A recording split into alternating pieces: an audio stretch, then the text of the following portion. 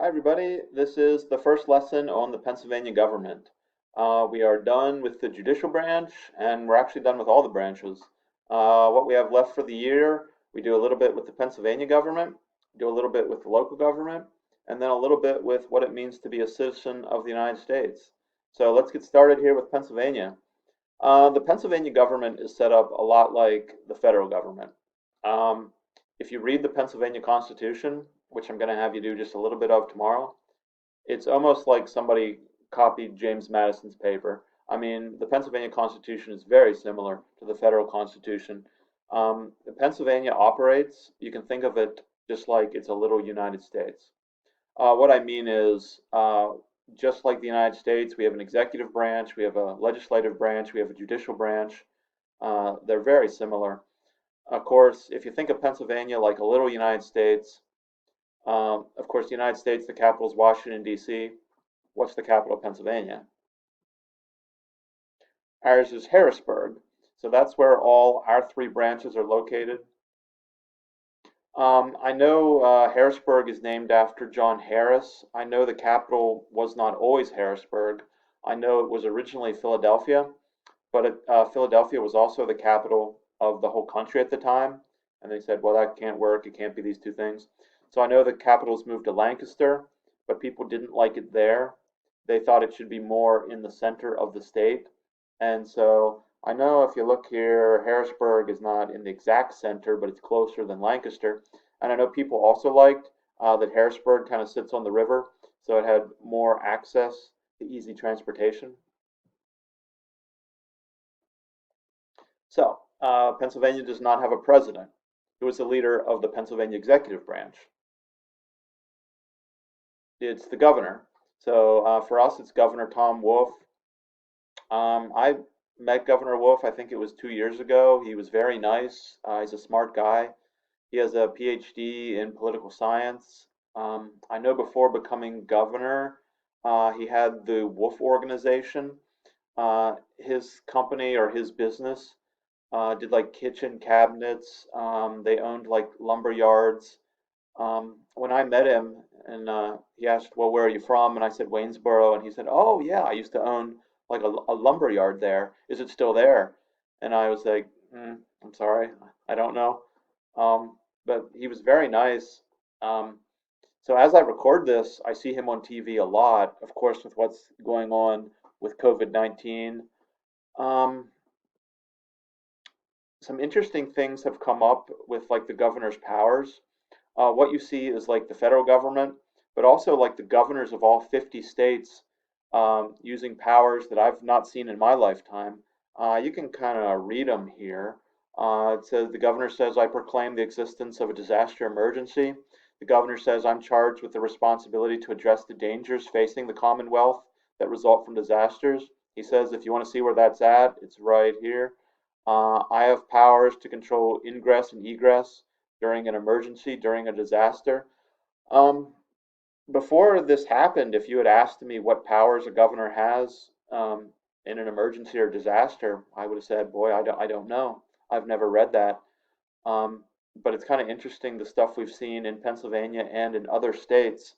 I know the governor uh, has ordered stay at home, so don't leave the house unless it's necessary.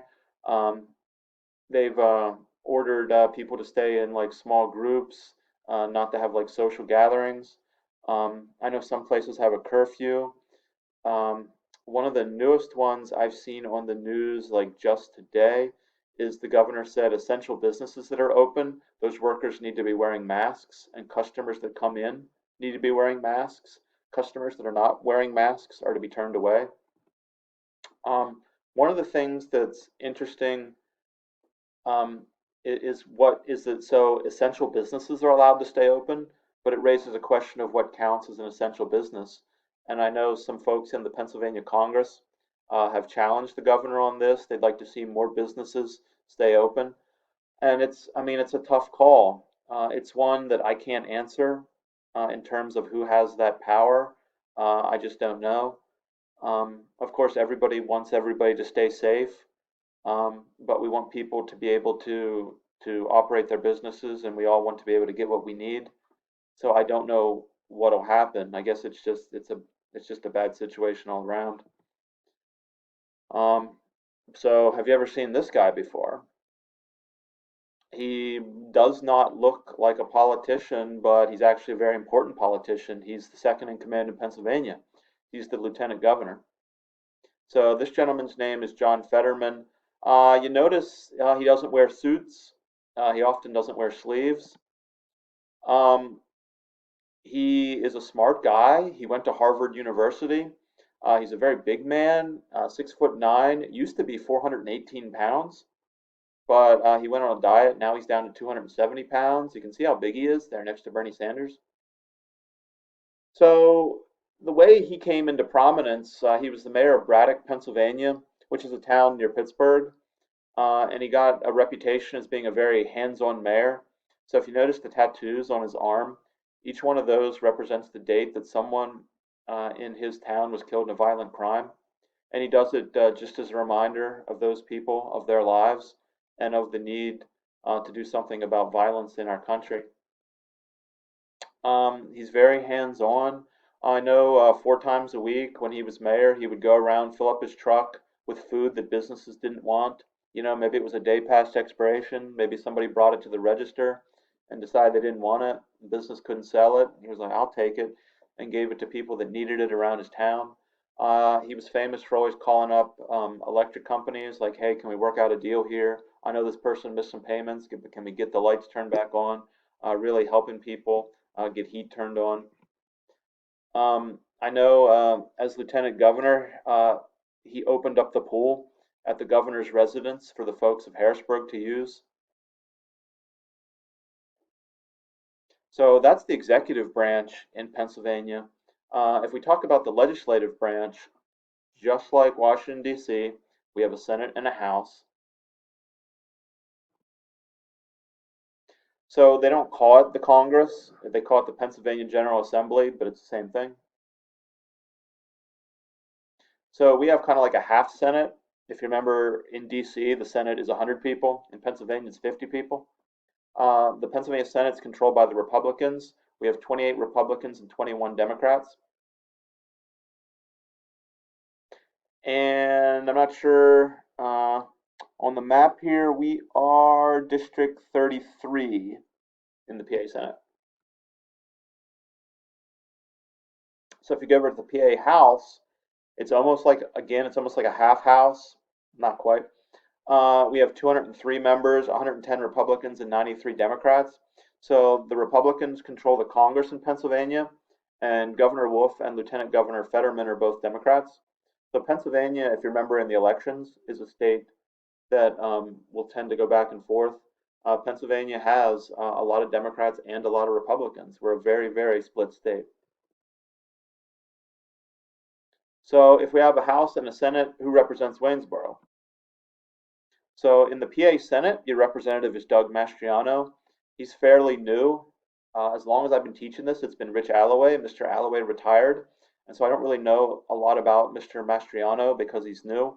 I know he's a combat veteran. I know he served in the Army, and I know he represents you in District 33.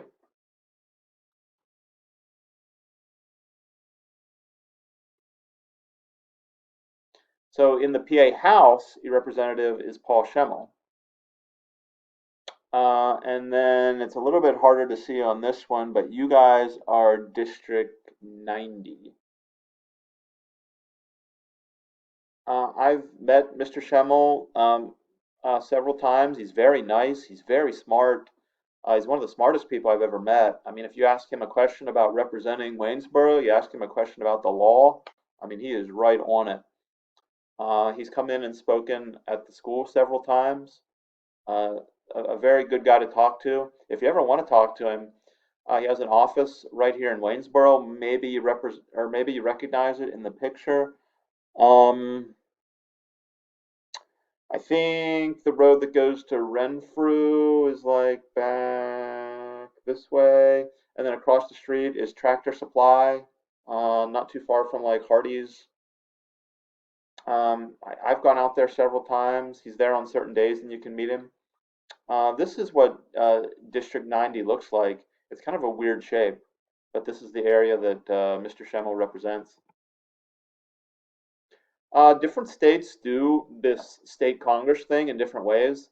You notice the states that are dark green there have a full-time legislature. So ours is one of the only full-time ones in the country. A lot of legislatures are part-time, but ours is like full-time. Congress is always there. I know some people have said we could go to part-time, maybe save the state some money. I know Representative Schemmel has suggested that. Is it a good idea? I don't know. These folks represent you in Harrisburg. Just as a reminder, don't forget the folks that you send to DC to represent you are your federal senators, Pat Toomey and Bob Casey. And don't forget, in the federal House of Representatives is your congressman, that's John Joyce. But anyway, back on to Pennsylvania. The Pennsylvania judicial branch, it's just like the federal judicial branch. We have lower courts for minor crimes and civil crimes. We have higher courts if somebody appeals, challenges the decision, and you can go the whole way up to the Pennsylvania Supreme Court. So these are some pictures I took. Representative Schemmel invited me to attend the inauguration, like the swearing in of Governor Tom Wolf. I remember, I think the last time I was there was in elementary school. I can't remember if it was like fourth or fifth grade. Um, hmm, oh, I'm sorry, I just don't remember. But I know when you walk in, those are the steps, and then if you look up, that is the big dome. Pennsylvania is supposed to have one of the most beautiful Capitol buildings in the country. I know Theodore Roosevelt was there when they inaugurated the building. So again, just a picture of the steps. I'm sorry, I don't remember where this was, but I know this is the library inside the Pennsylvania Capitol. And I remember this hallway. This is where Representative Schemmel walked to his offices, or I'm sorry, to his office. So what you see on both sides are the offices of the members. I thought the trash cans were kind of neat. It says H of R, so it's like House of Representative trash. This is Representative Schemmel's office. This is the Speaker of the House's office. In the Speaker of the House's office was the sun chair, and they said, "Do you want to sit in it?" And I was like, "Oh, I don't know if I can sit in that." Because if you remember, the sun chair is where George Washington sat in Philadelphia. Um, it's a pretty famous chair. It's in like some of the paintings. And they said, "Oh, don't worry, it's just a recreation." So that's me in the recreation of George Washington's chair. This is a committee room. So, like I said, it's organized just like the federal Congress. They break themselves into a committee. So what you see there is where the Pennsylvania congressman would sit. And then back here is where they would bring in experts to talk about the new bills. Um, and then they would debate those bills, try and make them better, but you remember all that. This, I think, is the green room that you would go into before giving a press conference. There were several rooms in the Capitol where you could give a press conference. This was one. So this is another room a congressperson can use to give a press conference. You notice there's a podium up front here. And then this is the set of a TV show that they sometimes record in the Capitol. I think it airs on PCN, just a show where they interview some of the congresspersons. So this is in the General Assembly. This is where the Pennsylvania Congress meets. There's me on the floor of the Pennsylvania Congress. There's some guy wondering what I'm up to. What am I doing standing there? This I thought was neat. If you notice here at the sides, this is where they keep track of who voted and how they voted. There's my ticket to go see the governor get inaugurated. So this was the former lieutenant governor walking in. And I don't know, I guess these are all the people I was standing with. And that's Lieutenant Governor Fetterman, the only time I've ever seen him wear a suit. And there's Governor Wolf walking in. And that's the governor being sworn in. And that's him giving his speech, taking his second term as governor. So the next thing I have for you, it's a list of the 10 biggest cities in Pennsylvania. It's supposed to be just a little bit of a guessing game. So here's a picture. Can you guess the #1 biggest city in Pennsylvania? So this is Philadelphia. Philadelphia has about 1.5 million people. It's the 6th biggest city in the United States. And Philadelphia is located at kind of the bottom eastern corner of the state. So what is the second biggest city in Pennsylvania? That is Pittsburgh. Maybe you recognize the bridges or that fountain there. That's the Point Park Fountain. Pittsburgh has about 300,000 people, so you notice it's a good bit smaller than Philadelphia. And it's at the complete opposite side of the state. You can travel the Pennsylvania Turnpike to connect them. From Pittsburgh to Philadelphia, probably take about 5 hours. Does anybody know the #3 biggest city in Pennsylvania? That's Allentown. Allentown has about 121,000 people, and you notice it's up there just north of Philadelphia. The 4th biggest city, the picture is a pretty good clue. Where's the only place in Pennsylvania? Well, not the only place, but where are you likely to see a big body of water like this? That's Erie. Erie has about 97,000 people, and Erie is way up in the northwestern corner of the state.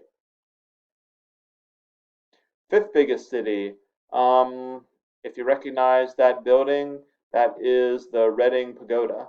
So Reading is the 5th biggest city, about 88,000 people. It's over there not too far from Philadelphia either. The 6th biggest city, also where the TV show here takes place, that's Scranton, Pennsylvania. Scranton has about 75,000 people, and it's more in the northeastern corner of the state. 7th biggest city, that is Bethlehem. Bethlehem has about 75,000 people, and it's over there right beside Allentown. How about the 8th biggest city? So the picture might be a pretty good clue for you. This is Lancaster, Pennsylvania. I don't know if it's Lancaster or Lancaster. 59,000 people. Also on the eastern side of the state. 9th biggest, I bet you recognize that building. That's Harrisburg. Harrisburg has about 49,000 people.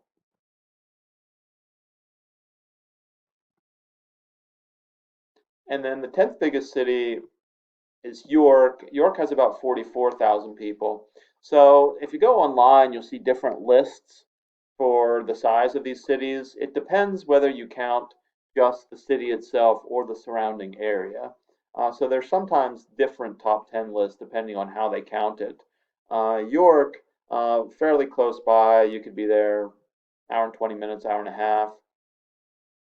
And Waynesboro comes in. We are the 81st biggest city in Pennsylvania. And like I say, it depends how you count. So where I looked these up, they were counting just Waynesboro town. That's about 10,000 people.